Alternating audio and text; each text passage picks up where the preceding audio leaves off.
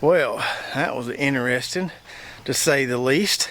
Even if you've been gardening for a while, you can still get humbled every now and then. What's up, Lazy Dog fam? Hope everybody out there is having a wonderful day. It is an absolute scorcher here in South Georgia today. I think it's 97.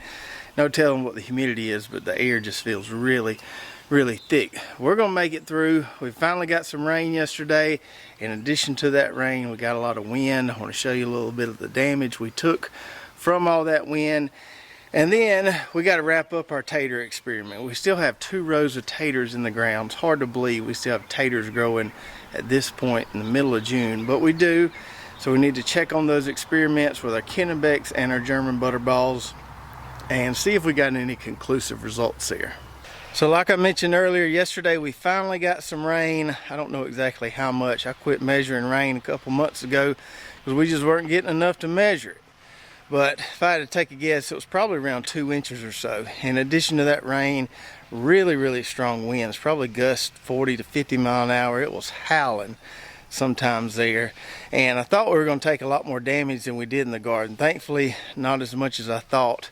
We did take some damage.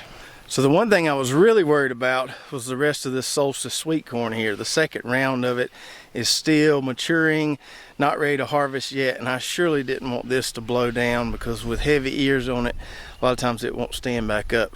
The wind yesterday was coming from the north, so it was coming right down these rows here, and so everything stayed standing pretty well.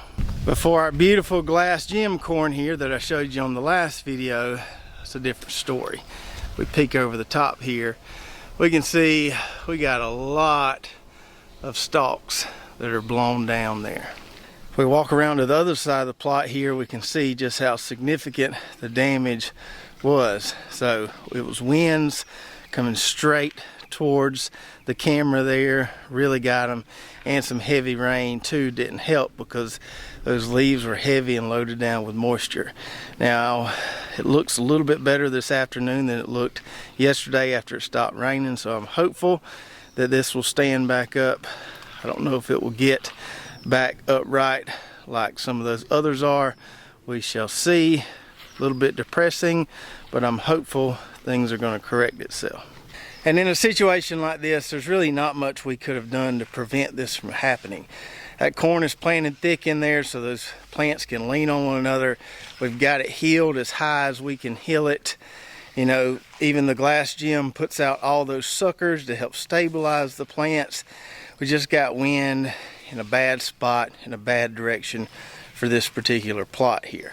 Now, we don't always get wind blowing in the same direction where we are, but if you live somewhere where the wind consistently blows in the same direction, you definitely want to plant your corn with the wind. So it's blowing down the rows, not against the side of the row.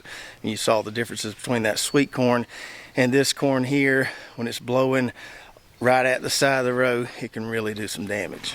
But besides that glass gem corn, everything else out here fared pretty well. These pumpkins over here fared pretty well. Even those sunflowers over there, they were just fine. Now our cover crop right here did get blown over a little bit, but I'm not really worried about it. I know it will stand back up, and it's already stood back up a lot more than it was yesterday afternoon. So this will be just fine. I don't even really consider this damage. Thankfully, nothing else out here is in bad shape.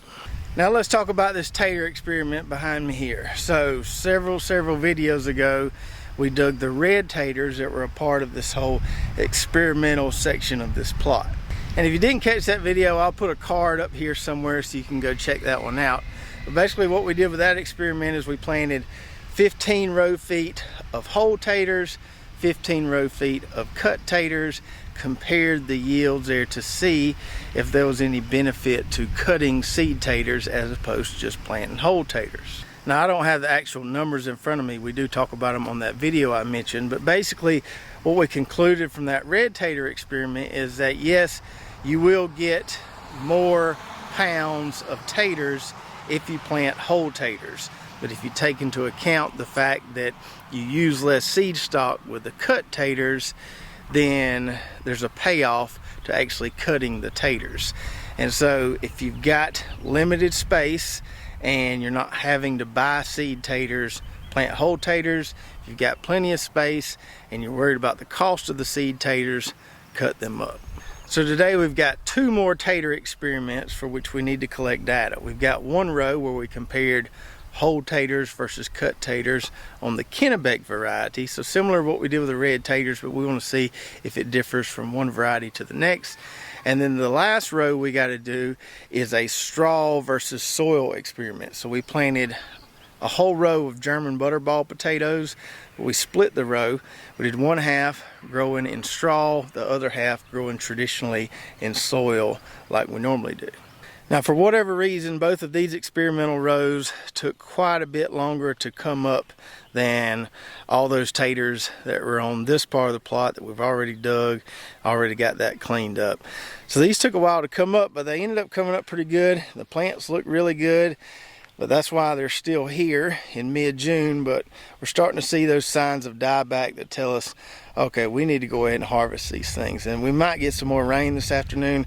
I don't want that soil to get really, really soaked, and that's why we need to go ahead and grab them. So the first row here, it's kind of hard to see because things are sprawling everywhere, are the Kennebecs. We got whole taters planted on this side of the stake, cut taters planted on that side of the stake. And then behind that, we have the German butterballs. We've got taters in soil right there. And on this side of the stick, we've got taters in straw. So just like we did with the red tater experiment, we're going to dig and harvest the taters from each variable or each side of the row. Then we'll get the total weight of all those taters and compare it for each experiment there. We're not going to weigh each individual tater because that would take a very long time, but we will look at the relative size and see if there are any glaring differences in tater size between the 2 treatments. So we'll start out on this row, our Kennebec whole versus cut tater experiment, and then we'll move over here to our straw versus soil experiment. I've been taking mornings slowly, waking up with the sweet sound of the birds, reading books and sipping coffee.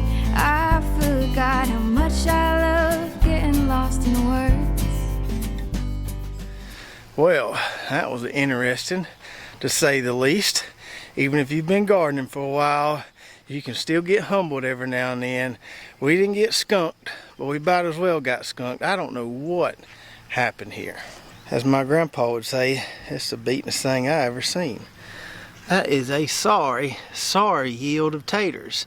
That's the sorriest yield of taters I have ever had here at Lazy Dog Farm. I mean, just that few taters off 15 row feet, you should be getting that many taters off, 2 plants. So I ain't got a clue here. No clue whatsoever. All I do know is there's not enough taters there to even weigh them and compare the results. We're just going to have to consider this experimental row a scrap. We do got a few taters there to eat, so it's not a complete loss, but I just have no idea.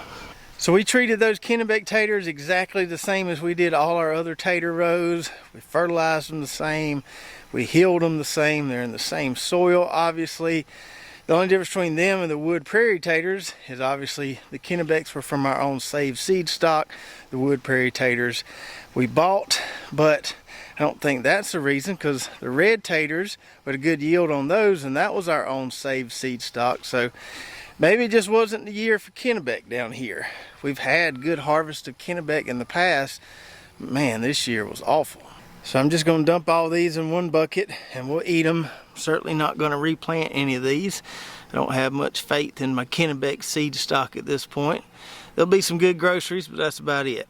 Now let's hope for better results here with this straw versus soil experiment and these German butterballs. So let me explain to you a little bit more about what we did here. So those on that end are healed with soil just like we did all the other taters in this plot. But these right here, we planted on top of the soil and we covered them with straw. We started out with wheat straw and we had it pretty thick there. They came up through it eventually, and a lot of that wheat straw sprouted. You can see some of those sprouts right there, and it was everywhere along here. What I did was I came in here with my manual hedge trimmers And I just kept kind of chopping and dropping that straw, adding more and more mulch. And then we put 2 layers of pine straw on top of it. So the straw doesn't look real thick now, but there's been a ton of straw put down around these taters. And so we want to see how effective the straw method is compared to the soil method over there. It's like time is falling asleep in the afternoon. Sunlight that's keeping us warm. Against our will, we're finally sitting still and savoring the days before they're gone. Well, after digging those German butterballs, I think it's fair to say it ain't gonna take a Harvard mathematician to figure this one out. So, right here in our red bucket, we have taters grown in straw, not even enough to cover the bottom of the bucket. And here, in the black one, we have taters grown in soil. Don't think there's any need to weigh these. Pretty obvious there which one produced the most taters. Now you can say what you want about me maybe not doing the straw method right or whatever, but I shan't be growing no more taters in straw. Now would it make a difference if I would have buried those taters in soil, then covered them with straw once they sprouted? Maybe a little bit, but I really don't think it would have made that big of a difference. To me it seems like taters like being healed with that nice soft fluffy soil we have here. And I know there are plenty of people out there that love growing taters in straw, and I'm not trying to dissuade you from doing so. I get why certain people do it. If you've got really hard soils that taters aren't going to grow well in anyways, the straw's probably a great option for you. But in our soil here, we don't even have to use a fork to dig our taters. We just scratch around with our hands and get them up. And so there's really no advantage to it for us to do it here with our soils. And plus, the straw method to me is a lot more work than the healing method with soil. So to kind of conclude and summarize our spring 2022 tater season, we had really good success with all 4 of those varieties that we grew from Wood Prairie Farm. We had pretty conclusive results with our red tater cut versus whole experiment. I have no idea what happened with the Kennebec experiment. And then in the German butterball experiment, taters grown in soil, at least for us, do a lot better than taters grown in straw. Oh yeah, and my one other conclusion from this tater season, those seed taters I bought did a lot better than my own saved seed tater stock. I don't know why. I know plenty of people save their seed taters year to year and do just fine, but there was a pretty significant difference in bought seed taters versus saved seed taters. So I don't think I'll be planting any more seed taters that I save in the spring. Now I still think it's not a terrible idea if you have some extra seed taters from the spring harvest left over to grow your little fall crop if you want to have some taters in the winter. But I'm going to purchase my spring seed taters from now on just because they did so much better. And so now that this plot is almost completely empty, we still have that row of Valencia peanuts there. That's going to be there a while. We're not going to mess with those. We have a pretty good little blank canvas to work with here. And so pretty soon we're going to be putting a warm season cover crop in this plot. Haven't decided exactly what I'm going to plant. We'll have to get that straw out of there, level this out a little bit, probably till it one time. We're going to plant something for our chickens that are over there. They're working on that plot pretty hard, and I think that plot's going to need a break after they make one round on it. So we'll put something right here for them to snack on while that plot is taking a break and growing back. And so hopefully on the next video, we'll be planting this plot right here with a nice cover crop. We're also going to be talking about what you should be doing with your garden in the summer to get ready for fall. That is, if you're planning on planting a fall garden. A lot of people have been asking, should I tarp, should I cover crop, what should I do to get ready for fall? And we're going to cover all that in the next video. And while we didn't have anything worth weighing from those 2 tater rows, I think we've got something here that we need to weigh. One of these big Zac maters right there. Looks mighty, mighty big. And I think it's time to put that one on the scale, see what we've got. All right, now for the moment of truth. Now this one ain't at peak ripeness. Still got a little green on the shoulders, but been having a little rain. You can see it's starting to split there, so I'm worried we might start losing some weight on it. So might as well weigh it now. So Put her on there. Our biggest one so far was 1.5 pounds. Let's see if this one beats that. Oh yeah, here we go. We are at 1 pound, 14 ounces there. So if y'all see Eddie over at the Poor Boy's Little Homestead channel, tell him we got a big Zach Mater clocked in at 1 pound, 14 ounces, and he better step up his game.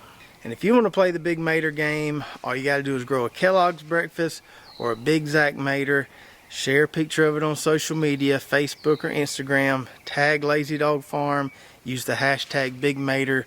You got to have a picture of it on the scale so we can clearly read the weight. And the biggest one at the end of the season is going to receive a big jug of AgriThrive fertilizer in addition to some more good stuff that Heavenly Hills Homestead channel is throwing in. So I hope you enjoyed the video today. I got to get out of this heat before I sweat out every ounce of fluid in my body. Sorry the Tater results weren't more conclusive than they were, especially with the Kennebecs. The straw versus soil experiment was pretty conclusive for me, but if you think I did the straw thing all wrong, please do share that with me in the comments below. If you're watching on YouTube, be sure to check out our affiliate links below. A lot of great companies that we use in our gardens here at Lazy Dog Farm. Even got some coupon codes for some of those companies so you can take advantage of those discounts. Don't forget to go check out our website, lazydogfarm.com, where we have hats, shirts, recipes, our garden blog, recommended products, all kind of good stuff over there. If you did enjoy this video, make sure to subscribe, hit that notification button, like, and share, and we'll see you next time right here at Lazy Dog Farm.